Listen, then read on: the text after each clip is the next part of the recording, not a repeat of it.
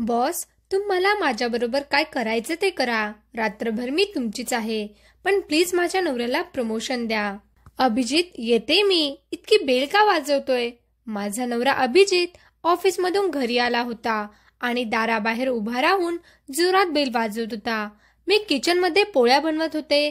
माझे हात कणकेने भरलेले, म्हणून मी हात स्वच्छ केले आणि धावत येऊन दार उघडलं तर अभिजित खूप चिडलेला होता.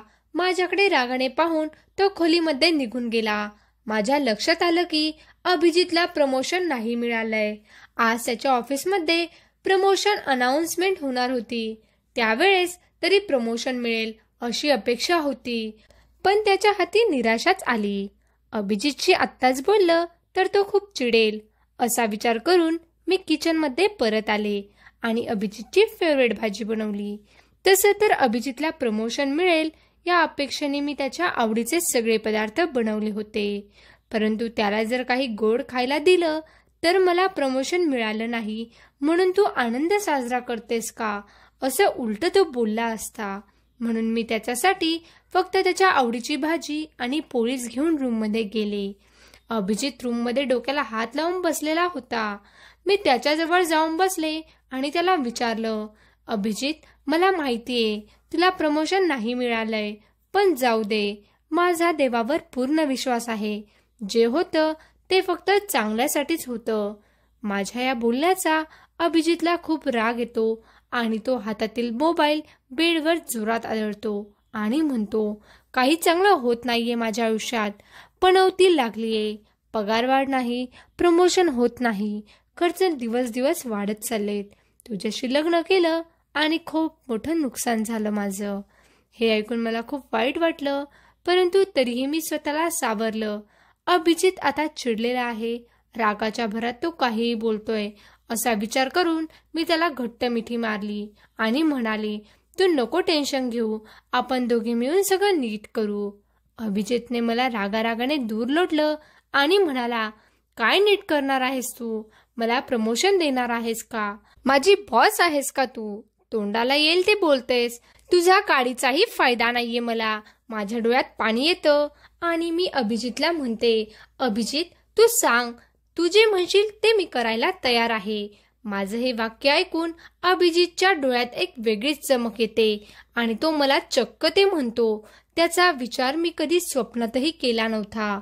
अभिजित मला म्हणाला, अक्षदा, तूच मला प्रमोशन मिळवून देऊ शकते. माझा बॉस खूप ठरकी माणूस आहे. कंपनीतल्या प्रत्येक मुलीवर त्याची वाईट नजर असते. तू त्याच्याबरोबर एक रात्र घालावं, मग तो मला नक्की प्रमोशन देईल. हे ऐकून माझ्या पायाखालची जमीनच सरकते. असं वाटतं अभिजितच्या थोबाडीत थाडकन ठेवून द्यावी. स्वतःच्या बायकोला कोणी असं सांगतं का? पण मी स्वतःचा राग शांत केला आणि अभिजितला म्हणाले, अभिजित, काय बोलतोयस तू? तुझं डोकं ठिकाण्यावर आहे का? तर अभिजित म्हणतो, हीच तुझी लायकी आहे. तू माझ्यासाठी काहीच करू शकत नाही. मग कशाला म्हणतेस? तू जे म्हणशील ते मी करायला तयार आहे. काही करू नकोस तू. पण एक गोष्ट लक्षात ठेव, या टेन्शनमुळे एक दिवस माझा जीव जाईल, नाहीतर मी स्वतः माझ्या जीवाचं काहीतरी बरं वाईट करेल. असं म्हणून अभिजित बाथरूममध्ये निघून जातो. त्या क्षणी काय करावं हे मला कळतच नव्हतं. मी खूप मोठ्या धर्मसंकटात अडकले होते. अभिजित जे काही म्हणत होता ते माझ्या तत्वात बसत नव्हतं आणि दुसरीकडे अभिजितने खरंच जीवाचं काही बरं वाईट करून घेतलं तर त्याला काही झालं तर मी काय करणार होते? मी सुन्न झाले होते. थोड्या वेळाने अभिजित बाथरूममधून बाहेर आला तर त्याच्या हातात चक्क रस्सी होती. हे पाहून तर माझ्या पायाखालची जमीनच सरकली. मी त्याच्याकडे धावत गेले आणि विचारलं, अभिजित, हे काय करतोयस तू? अभिजित चिडून म्हणाला, तुला काय करायचंय? मला काय करायचं ते करेल मी. तुझं माझ्यावर प्रेम नाही ना, माझी काळजी नाही ना, मग नको विचार करू माझा. मी अभिजितच्या हातातली रस्सी दूर फेकून दिली आणि त्याला घट्ट मिठी मारून म्हटले, तयार आहे मी. तू जे म्हणशील त्यासाठी तयार आहे. माझं तुझ्यावर खूप प्रेम आहे. तू चुकीचं पाऊल उचलू नकोस. हेच ऐकून अभिजित खूप खुश होतो आणि म्हणतो, खरंच करशील ना?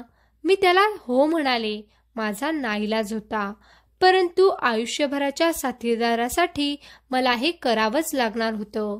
दुसऱ्या दिवशी संध्याकाळी अभिजितने मला छान तयार व्हायला सांगितलं आणि त्याने मला बॉसच्या घरी सोडलं. मी थरथर कापत होते. हे मी काय करते मला काहीच कळत नव्हतं, पण मी अभिजितसाठी कोणत्याही थराला जायला तयार होते. संपूर्ण हिम्मत एकवटत मी अभिजितच्या बॉसच्या घराची बेल वाजवली. काही क्षणांनी दरवाजा उघडला तर माझ्यासमोर अभिजितचा बॉस उभा होता. त्याला पाहून मला पुन्हा एकदा धक्का बसला, कारण अभिजितचा बॉस दुसरा तिसरा कोणी नसून माझा कॉलेजचा मित्र शशांक होता. मला पाहून शशांकला सुद्धा आश्चर्य वाटलं आणि त्याने मला विचारलं, अक्षदा तू इथे कशी, तेही इतक्या वर्षानंतर. मला काही समजतच नव्हतं की शशांक इथे कसा.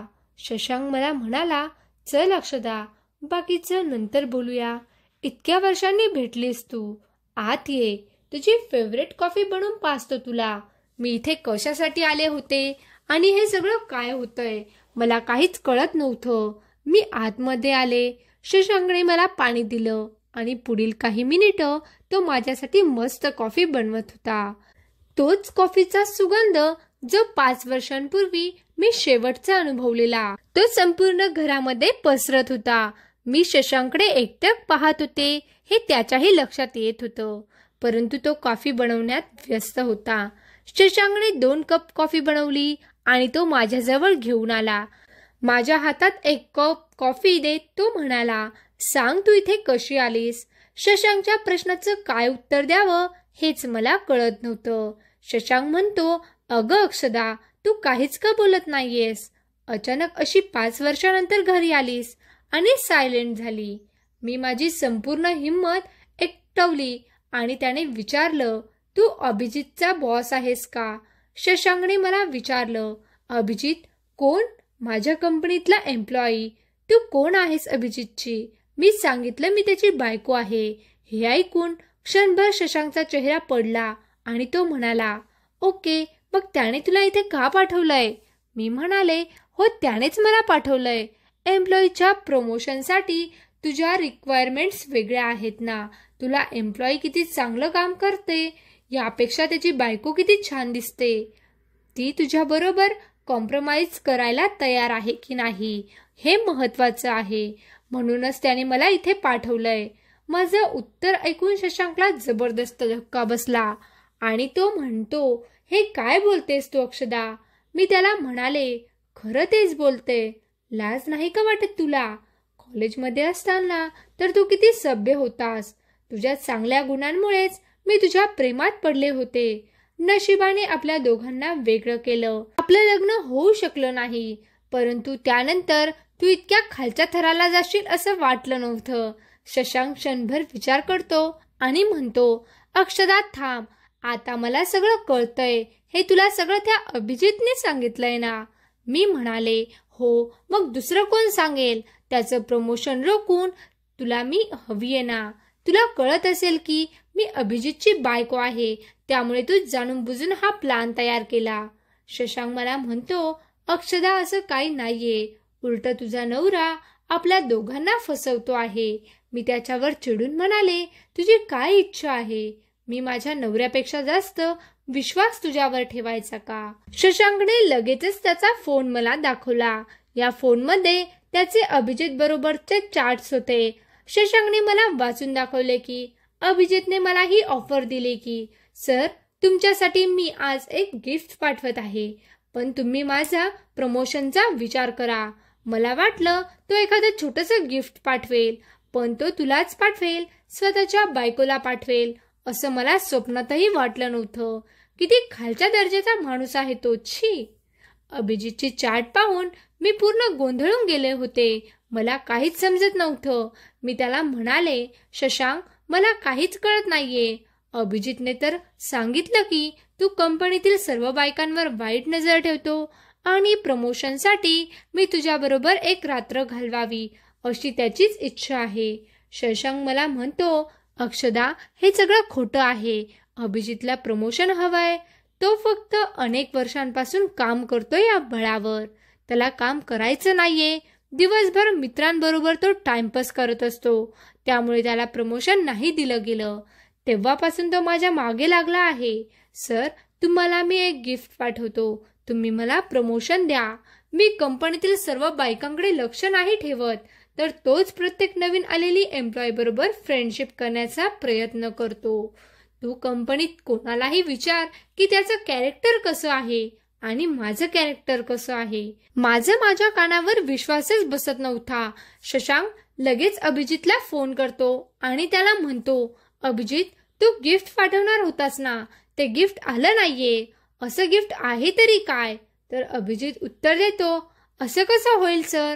ते गिफ्ट मी तुम्हाला तुमच्या दाराजवळ ठेवून आलोय. तुम्हाला खूप आवडेल ते गिफ्ट, तुम्ही खूप एन्जॉय कराल. हे ऐकून अक्षताला समजतं की शशांकची काही चूक नाहीये, सगळी चूक अभिजितचीच आहे. मी लगेचच शशांकडून फोन घेतला आणि अभिजितला म्हणाले, अभिजित, तुझा खरा चेहरा मला कळालाय. शशांकची यामध्ये काहीही चूक नाहीये. यानंतर तुझ्यात आणि माझ्यात कोणतंही नातं नसेल. तुझ्यासारखा नालायक माणसाबरोबर मला संसार नाही करायचा. Bye bye.